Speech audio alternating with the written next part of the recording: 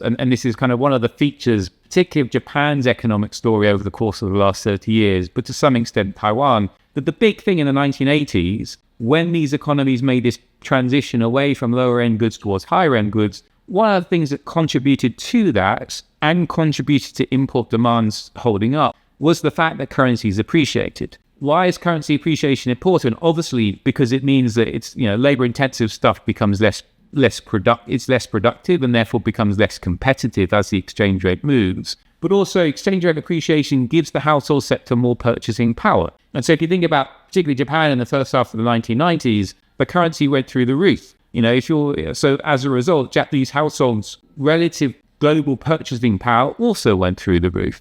And that's one of the reasons why import demand in Japan held up even as the economy was weakening. Now, if you look at the exchange rate in China today, that just isn't happening. Now, you can look at the exchange rate in different ways. So there's a bilateral exchange rate between the CNY and the US dollar, which is the most commonly internationally followed one. Essentially, that isn't really changing, right? Like it moves a little bit, but it moves nowhere near as much as currencies in the rest of the world. And it's sort of remaining around kind of the levels it's been of recent years. Where the change is more evident is if we look at the exchange rate deflated by the cost of production or the consumer price inflation in different economies. So the idea of doing this is you don't just look at the bilateral exchange rate, you try to look at the exchange rate relative to all of China's trading partners, and then you also look at the price levels in those different economies.